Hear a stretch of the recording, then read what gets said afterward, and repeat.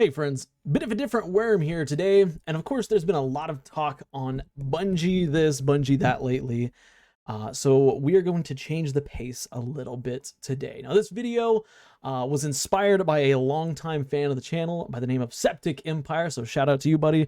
Thank you for this topic, and we're just going to talk about some of my favorite builds and weapons and stuff today. Just kind of chit-chatting. I'm not going to do any deep dives into anything like that, but we're going to talk about some of my favorite builds. I want to do one for PvE, one for PvP for each class, and then we'll do a couple others as well that are a little bit more off meta. But yeah, let's start with, of course, my preferred character, my Titan. Anytime we do any kind of day one, anything, blah, blah, blah, I am always on Titan.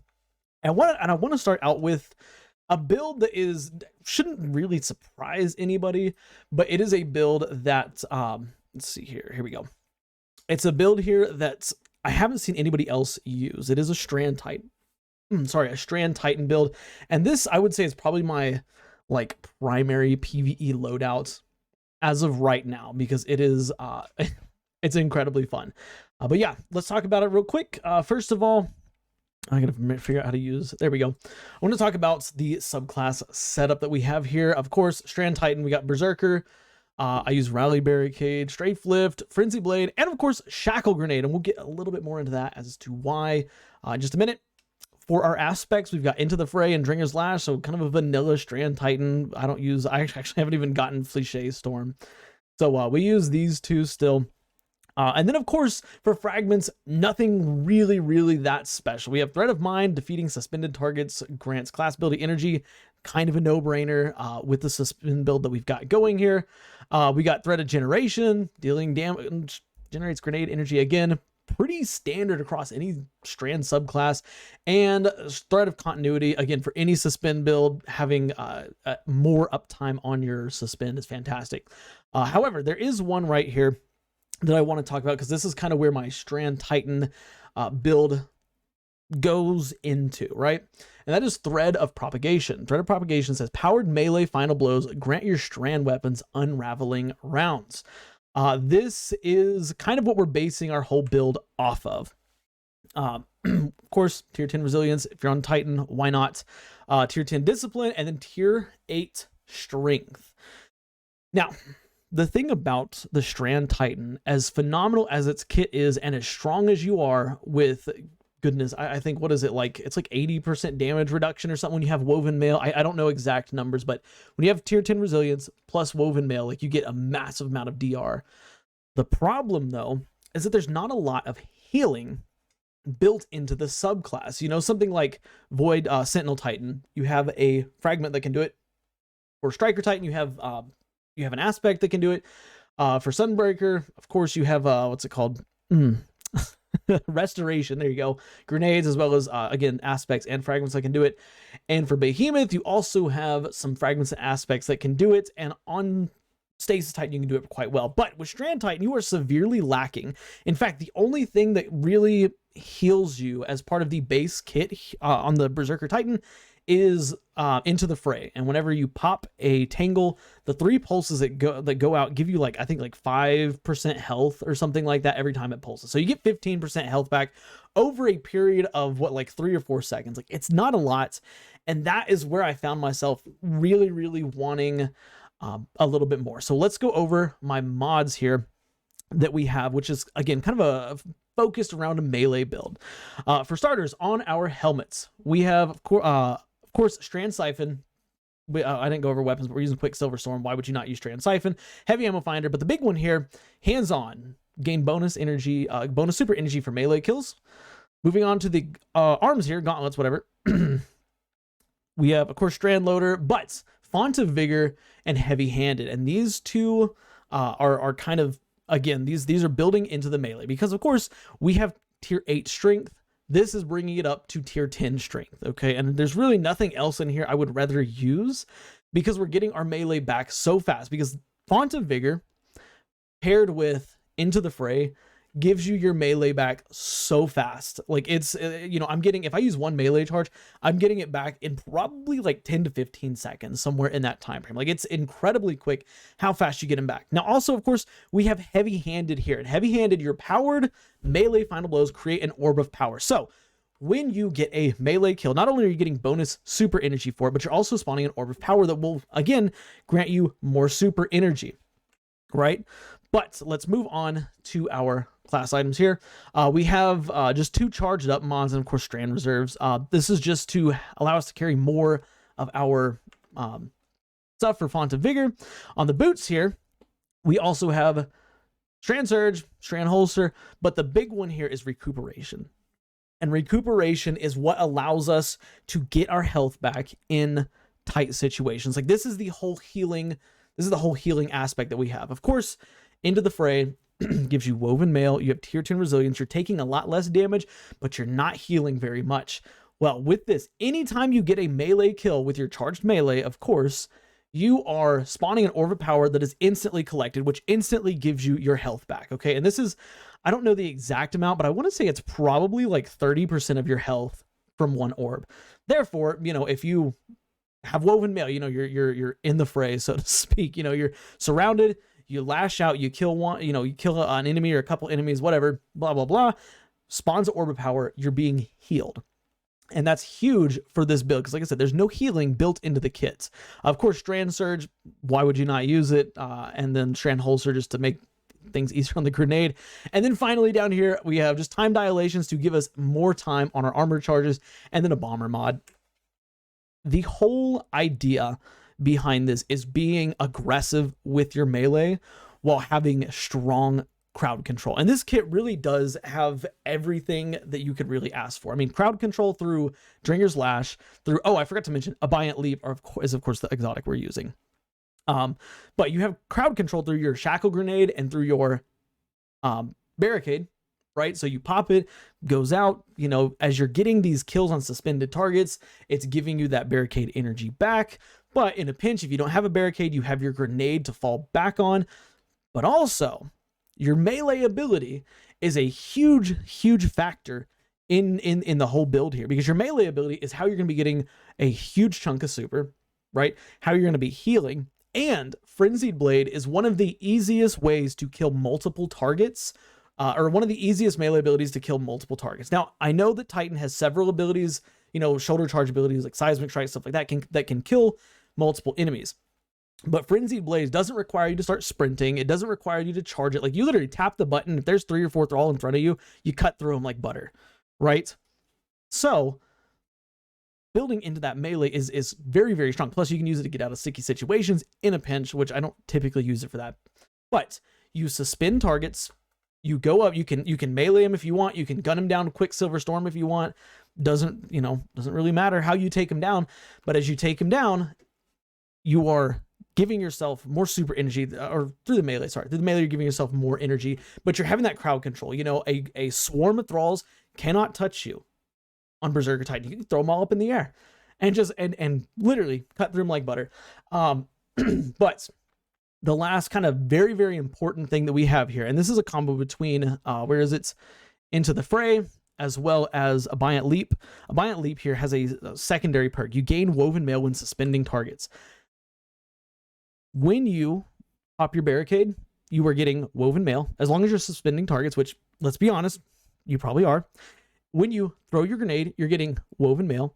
And now, with Into the Fray and the melee build, anytime you melee a target, you are getting Woven Mail. So all 3 of your abilities are giving you Woven Mail. It's healing you, you know, as you're getting melee kills, it's buffing your damage resistance. It's healing you if you're getting the melee kills. It's all around an incredibly strong build. And of course, do we even need an introduction to Quicksilver Storm? Like, this is literally, I would say, the best primary weapon in the game right now. And it's not even like a comparison. The grenade launcher version, or where is it? Right here. The grenade launcher does so much damage, on top of the fact that, of course, you're getting unraveling rounds from threat of propagation. Everything is just working in tandem so beautifully together here. I absolutely love this build. I've taken it into Grandmasters, and yes, I will use the melee in Grandmasters, which a lot of people are like, what? Yeah, like this is a build where you can suspend targets. You can go up and melee them. It's fantastic. But yeah, for my other weapons here, of course, we have Truth Teller. Main thing is auto-loading holster, disruption break, and disorienting grenades. That's the reason I use this, just in case for whatever reason I don't have some ability to suspend, blah, blah, blah. Just use Truth Teller, blind them.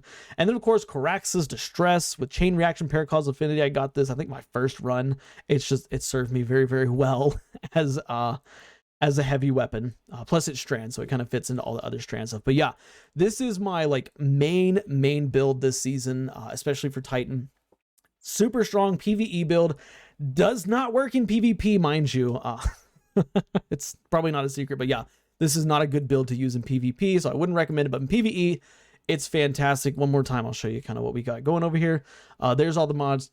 Pause it, screenshot it, whatever, blah, blah, blah. Oh, and one of the nice things is none of this requires anything from the seasonal artifact. I think, like the most you could say is like the authorized mods for strand. I think the loader mod and the reserves mod, like once strand authorized mods go away, won't work as well, but you can just switch it out for another heavy, a void heavy or an arc heavy, something like that. But yeah, that's my Titan build that I am just loving so much. But yeah, let me move on to my main PvP Titan build. And this is one, it should really come as like no surprise. Oh, of course, doesn't have the submachine gun. Okay, we're going to substitute it, but we'll talk about the submachine gun that I have on it in just a second.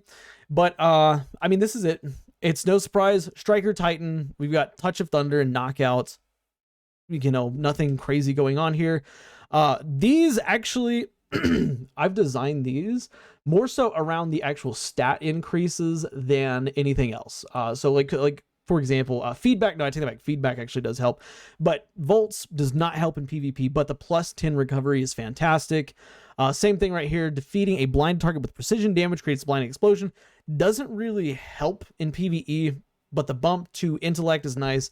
And then same thing right here. When you're surrounded by combatants, you get more resistance to melee damage. Like if you're surrounded by people in the Crucible, like you're dead anyways.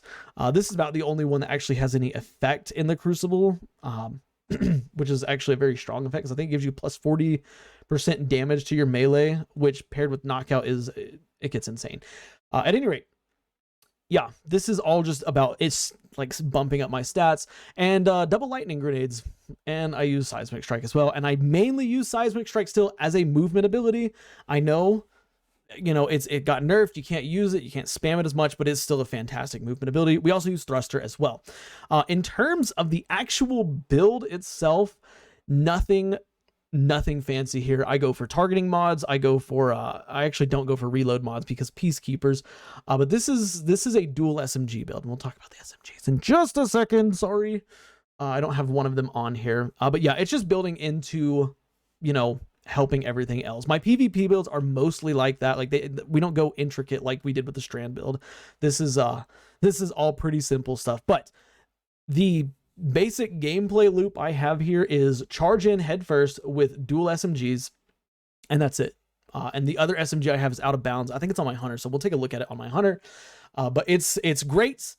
I've had clips of it before up on the channel. I've had gameplay up on it of it before. I've gotten at least one of my like 3/7 columns with this build, because you switch from gun to gun. You shoot somebody, kill them, switch to your other SMG, kill them, switch back. It chains wonderfully. Plus the movement speed that you get for this is fantastic, and handling speed is outrageously good. This is my main, like I said, this is my main Titan PvP build. But on from there, I did want to talk about one more Titan build that I absolutely love, and that is my Stasis Titan build. And this one should really come as no surprise to anybody, but it is Behemoth, and we are doing a Stasis Shard build. We've got Tectonic Harvest and Howl of the Storm, Glacier Grenade, of course, and then 4-hour fragments here. Whisper of Rhyme, which gives you overshield when you pick up a Stasis Shard. Chains, which while you're near a frozen target or a Stasis Crystal, you take less damage. Shards, which boost your grenade recharge rate when you break Stasis Crystal. And Conduction, which allows nearby Stasis shards to track to you. For the exotic, we're using Hoarfrost. I mean, literally, it's ability spam for days. It's build a fortress simulator. Like this is Fortnite simulator in Destiny 2, right? The basic loop is you run in, slide with your melee to throw up the first 4 crystals, then throw your grenade to build a second fort. If you need to, you can put up a wall, but the ability spam here is insane, and it's so much fun. In fact, I think, yeah, we have grenade kickstart charged up, and then stacks on stacks and elemental charge, so that we can get those charged back quicker, so we can get that grenade back quicker. And that's really kind of it. I mean, that's all the build is it's ability spam, and it is so much fun to do. We've got a collective action Pacific Epitaph, which is fantastic. I wish I had a better perk than shot swap, but whatever, we're still grinding for it. And then really any weapon right here will work. I mean, I have no survivors equipped, obviously, but you can use anything you wanted here. And of course, Salvation's Grip, because we are throwing out as many crystals as possible. Why not have even more crystals? But as memey as this build sounds, it is actually a very, very strong build. I was actually using it, was it last week when the Light Blade Strike was in rotation for the Nightfall? Was doing it at Grandmaster levels with this subclass, and it is very strong. Like, this is not something you want to mess with. You could take it in the Crucible and probably have something of a similar effect, especially if you stack up multiple people using the same build. But this is a very fun build and surprisingly good. Surprisingly good build. But yeah, I think that's kind of it. Really for my Titan. Those are my 3 most used subclasses. We do have an arc build this season. It's nothing fancy. Like I said, the Strand build, until they nerf Strand, it's always going to be strong. This build will always be strong, and I have a feeling it will only get better because at some point Stasis is going to get a buff. Yeah, and then the PvP one, same thing. But with that being said, I want to crack over onto our Hunter, because Hunter is something that I have been enjoying more and more as of late. And Hunter, I've got one particular build that I'm thinking of that I absolutely love, and you've probably seen it in a lot of the gameplay. And that is, wait for it. Wait, hang on. Let me make sure if this one's saved. Well, okay, yeah, that's this build right here, which is our Gear Falcon Hunter. Does it need any explanation? I mean, really? Let's talk about it though. Marksman dodge to get the dodge back quicker. Vortex grenade, stylish executioner, and vanishing step. These are the 2 big ones here, especially stylish executioner. For fragments, we have persistence, we have cessation, we have obscurity, and we have starvation. Which I guess I should probably go over what each of these does. Persistence allows you to have your void buffs longer.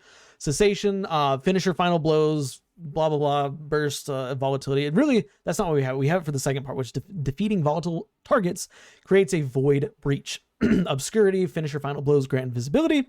And starvation, picking up a void breach or an orb of power grants devour. Like I said, I mean, it doesn't really need any explanation. It's the kit is all literally right here. I think that's, yeah, I really don't have any mods that build into this incredibly well. It's all in the subclass, which is fantastic, with the exception, I guess, of this mod right here, which is Proximity Ward, which Proximity Ward, I cannot stress how good of a mod this is in Grandmaster content. This is a fantastic mod to have on in Grandmaster content. And if you're going into Grandmaster without Proximity Ward, I think that you need to reevaluate that decision. But yeah, I'm looking through here. I'm not seeing anything that's going to help us tremendously other than maybe Void Siphon. It's quite simple. Go invisible, get kills. With this bad boy, you get overshield, as well as I think one of the artifact mod also builds into it. But again, without the artifact mod, it still does the same thing. You get an overshield when you kill the enemy. I mean, you make other enemies volatile. You got volatile rounds when you come out of invisibility. It just works. I don't really know how else to explain this setup outside of just showing you what it is. But it is very, very strong. I'll go over here so that if you want to take like a screenshot of it or something like that, you can. But yeah, that's the build right there. In terms of the weapons, I do use Until Its Return with Cascade Point auto loading. Cascade Point on this weapon is insane. Like, the fire rate is like pre-nerf which I know it was a long time ago, but a long time ago, 140 round printed shotguns shot way faster than they do now. And this is like a pre-nerf version. It absolutely pumps out damage. We also have Leviathan's Breath, because Leviathan's Breath is an insanely good weapon. Since it's got its buff, it's insanely good. So use it. But yeah, one more time, here's the subclass if you want to look at it or anything like that. But yeah, I want to move on to my PvP build. Oops, sorry, for my hunter. And my PvP build is where it's at, because I use this so much. In fact, I have 22,000 kills with Rat King. These kills are primarily from the Crucible. I think the only kills that actually I don't have from the Crucible were when I actually got the Catalyst, like when I was leveling the Catalyst, which I think was like 1,000 kills or 2,000 kills, something like that, because it was insane back in the day. But this is my Void build for the Crucible. Let's take a look here. Trapper's Ambush, Vanishing Step, a match made in heaven, right? Echo Persistence, of course, so we get invisibility longer, Dilation, and this is a huge one, Dilation, because that enhanced radar is so good. Like, it is insanely good. Like, I get so used to using it when I don't have it. It's like, I'm like, oh, like this is it's a weird feeling, right? Vigilance, so that we get Overshield if we defeat somebody while our shields are low, and Echo of Expulsion. Literally, I think the only reason I have this on is probably for the +10 to the intellect, because I don't void ability, final blows. I don't get many of those in the Crucible. But let's take a look at the build here. Again, for the mods, it's kind of all the same. You know, it's just buffing up my weapons that I use here. But the armor piece, this is where it all ties together. Graviton Forfeit. This is a painfully underrated exotic. I hate how I very rarely see people using it, because it is absolutely fantastic. It increases the duration of invisibility, and while you're invisible, your melee charges faster, your weapons reload faster, and you get more recovery. And it's like, I think somebody did a video breakdown. It's basically like tier 9.5 recovery. So my recovery right here now is 50, is a tier 5. When I'm invisible, it is a tier 9.5, because it's faster than tier 9 speed recovery, but slower than tier 10 recovery speed. So that's why we don't build heavily into recovery. This is so fun, and this weapon is so fun, albeit it's terrible. Its stats here are absolutely piss poor. Sorry Rat King, I love you, but they're piss poor. Outside the range is, I think, one of the higher in this in the 300 round minute archetype, but all the other stats are pretty poor. But this thing is an absolute unit, because where is it? This part right here, Vermin. Reloading immediately after kill grants a brief period of invisibility. It says brief period of invisibility. This is, I think, with Graviton Forfeit is like 14 seconds, to either 12 or 14 seconds of invisibility. I think they nerfed it, so I think it's 12 now. But that's a long time. That is an insanely long time to be invisible, especially when it says brief period of invisibility. But really, where it ties in is the Catalyst here. The Catalyst, never mind the aim assistance, recoil, blah blah blah, is really about the refreshing health on Vermin invisibility trigger. Basically, you get into combat, you go invisible, you start shooting somebody, right?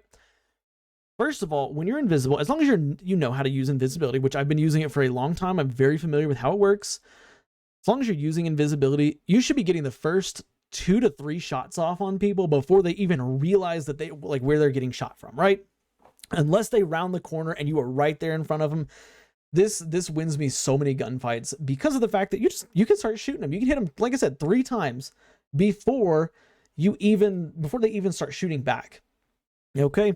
But you get the kill, you reload, okay, and you can do a normal reload, that's fine, or you can dodge to a reload. Your health starts regenerating. Where it really comes into play, like where the power play is with vigilance here. You get into a duel with somebody, they see you, you can start shooting them. As long as you win the duel, you should be at red health, right? If you're at red health, you dodge to reload. When you dodge, or as soon as you kill them, you start getting an overshield. You can dodge to break any type of aim assistance for anybody else that's shooting you. You reload the weapon and you start health regeneration. What ends up happening is when enemies are shooting at you, if their aim is really, really good, they can potentially kill you, or they can potentially start shooting you about, or I should say stop your healing at about half health. But if their aim is anything less than perfect, when you dodge, you get that overshield. By the time they break the overshield, your health is already fully replenished. Your gun is reloaded and you are ready for that next duel. It is insane how fun this combo is and how good this weapon is because of its perks, not its stats. Its stats are terrible. In fact, you've probably seen gameplay of it. My crit ratio is probably like 10%, right?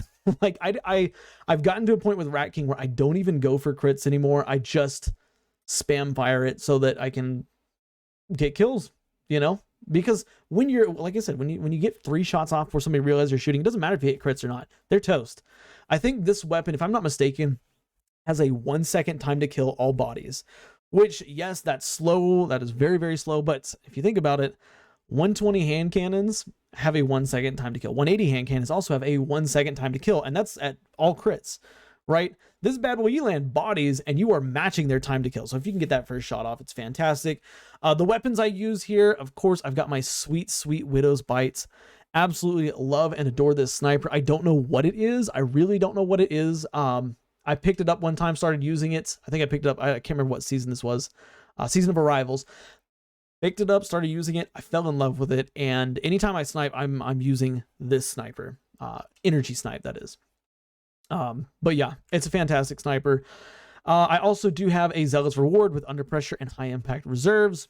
Same principle, very, very good. Although, the one thing about using fusion rifles with this build, fusion rifles don't work. I don't want to say they don't work. They kind of go against the idea of stealth, because as soon as you start charging that, your invisibility is broken and everybody knows where you are, right? So that's why I prefer to use the sniper, even though, yes, when you ADS with the sniper, you got scope there, blah, blah, blah. Also, this is the SMG I was talking about earlier for the Titan here. It's out of bounds with tap the trigger and dynamic sway reduction, as well as ricochet rounds, hammer forged rifling. This is a nutty, nutty SMG. I've got on my Hunter because I was actually using it the other day, but yeah, it's an insanely good one. I have an exact replica of roll, except instead of tap the trigger, I think it has a rangefinder. But I've switched them out because rangefinder is going to be getting a nerf in the future, so we just use this one for now. But yeah, this is my Hunter PvP build, and I will take this into any level of PvP content. I will take it into trials, I'll take it into sixes, Iron Banner, you know, comp, like you name it. I'll take this build in there and I will put it up against, you know, anybody else's build, because this is a very, very, very strong build. It does work better whenever there are more enemies and enemies aren't as closely paying attention to their radar since the change to invisibility, but it's still a phenomenal build. But let me look through here. I think oh yeah, here we go. I do have one more build that I use in the Crucible, and this one is kind of a meme-y build, and I know it pisses people off. I don't care. Play Destiny how you want, you know? It pisses me off when people use Rose, but they still use it. It is a Limonarch build, Limonarch sidearm here with, of course, Oath Keepers. Quite simple. Literally, you just tag everybody with arrows. I get so much hate mail when I use this, but it is so freaking fun to do. Oh, it warms my heart to see all the hate mail I get for using this. But yeah, this is the class here. I think it's all pretty much the same stuff. Yeah, pretty much the same stuff as the previous class, but we're not playing Invis quite as much. I just like using that one because it's fun. I also do have this one, and this is the one I've been using more recently. And if you've been watching recent videos, this is the build that I am doing. And actually, Cool Guy just came out with a video a couple days ago talking about this. But yeah, as soon as we unlocked Threaded Inspector, we went right into a build for this because it is nuts. Let's take a look at it. Of course, Widow's Silk and Threaded Inspector. I don't get much value out of Ensnaring Slam in the Crucible. I think that this is a very, very risky aspect to run. So, of course, as soon as I got Threaded Spectre, swapped over to Threaded Spectre so that we could use that instead. Widow's Silk is a fantastic aspect, though. Of course, we're using Grapple Grenade, but why not? But for our mods here, we have Thread of Ascent, which is a really good one. Activating your grenade ability, which you can do basically infinitely because of the way that Widow's Silk works. Reload your equipped weapon and grants bonuses to airborne effectiveness and handling for a short duration. It's fantastic. The ADS speed, I think, if I'm not mistaken, it also does reload too. I don't think that says that in here, but it helps buff the reload speed, which is fantastic. Threat of Isolation, rapid precision hits emit a severing burst from the target. I don't know why this one's on. I just kind of put it on there. Threat of Generation, no surprise. It's a strand build, more grenade energy, equal better. Ha ha ha. And then Thread of Evolution. Threadlings travel farther and deal additional damage. This ties in with Threaded Spectre quite well. And of course, Bombardiers, because Bombardiers is an absolute legendary freaking exotic with this build. It's quite simple. If somebody's going to ape you with a shotgun, you just dodge and they die. That's it. It's a delete button. It is the most anti-shotgun ape, whatever you want to call it, build in the game. I swear by it. It has a massive radius. The explosion from Bombardiers is huge. The explosion from the Threaded Spectre is huge. Then the Threadlings go out, and if they didn't die from one of those two, Threadlings go out and get them, you know, and especially like if you tag them a couple times with good old different times here, which is a fantastic pulse rifle that I really, really like, they're done. It's such a fun build. But yeah, that's all there is to it really here. Yeah, I've just been having a lot of fun messing around with it. But I think that's it for the Hunter. Now we move on to Warlock, our beloved Warlock. You know, actually I got one more Hunter here. This is my cowboy build because who doesn't love a good last word build, right? Last word, long arm, Tarnation, because wanting Tarnation, arc with speed loader slacks. It's just, it's a blast. That's all there is to say about it. Same thing, but with all the other crucible builds, everything in here is just meant to help my weapon play. No builds or anything like that in here. And of course, for aspects, flow state and lethal current, we've got spark of focus, which helps get my dodge back faster, so I can use speed loader slacks more. Volts, which is just there for the recovery. Feedback, which is there for the resilience. And then haste, of course, like those buffs could be running everywhere with this build. But yeah, that's it for the Hunter. Now, let's move on to the Warlock. Actually, hold on. Is there any guns in here that I wanted to make sure to talk about? No, I mean, I know we said we were going to talk about some weapons. The weapons that you've seen are the ones that I'm loving. Like the ones I'm showcasing, like Rat King, for example. I'm in love with Rat King. Navigator's pretty cool, I guess, but whatever. Who cares about exotics, right? We want to see legendary rolls. Let's get on to the Warlock. Now, I will precurse the Warlock with this. I don't play Warlock as much as I did at one point. Because at one point I like mained Warlock. Not literally, but like I played a lot of Warlock because it was very, very good. However, we have since moved away from that, and there's really only one Warlock build that we use. We use it in PvE and PvP, and that's the build that you're seeing on screen here. And that is my healing slash help everybody and be a good person build. Of course. Let's go up here. We have Touch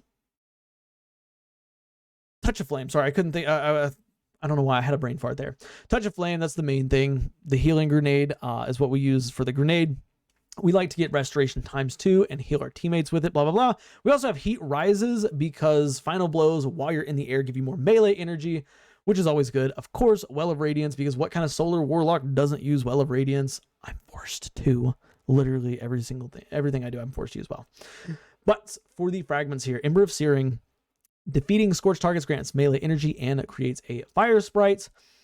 This is for the recovery. Ember of Torches, powered melee attacks against combatants make you and nearby allies radiant. This, of course, builds phenomenally in with the whole idea of buffing everybody, as well as it brings Lumina up to be an absolute powerhouse, as well as basically all other guns. Ember of Benevolence, this is the key points of this entire build here. Applying Restoration, Cure, or Radiant to allies grants increased grenade melee and rift ability energy recharge. This is major. This whole build would fall apart without this. And then Ember of Searing, your class ability recharge faster when you scorch targets. This probably could be switched out with any number of things. Let's look at it though. Lumina, of course, our beloved Lumina. We have 19,000 kills on it. Not all of these are Crucible kills. I'd say probably about half of them are Crucible kills. No, I'd say a little bit less. I'd say 9,892 came from the Crucible, 10,000 came from PvE. But this gun is incredibly fun. Kills with weapon leave behind remnants. Absorbing a remnants will basically turn your next hipfire shot into a seeker thing that heals your ally and gives you and your ally a damage boost. It's a pretty nutty damage boost. I think in Crucible, I think it's only 25%, but in PvE it's 35%, which is among the highest damage boosts in the game. Actually, I think it is the highest damage boost in the game. But yeah, it's a fantastic weapon. And it auto reloads. And really the main pairing we have here is, of course, with it is Boots of the Assembler, because Boots of the Assembler actually creates those little seekers that Lumina uses when you're standing in it and just passively. You know, anytime a seeker hits somebody, it will create one. And anytime one of those little seekers doesn't find somebody and floats off and disappears shortly after a one of those noble seeker or whatever those things are called, I can't remember, those remnants, there you go, will come and get you. You never have to reload Lumina, which is always fantastic. It also gives a, you know, airborne effectiveness benefit to Lumina here. But this is fantastic because you put a rift down in a relatively safe location and you're constantly just healing your allies over and over again. You're giving them damage boosts.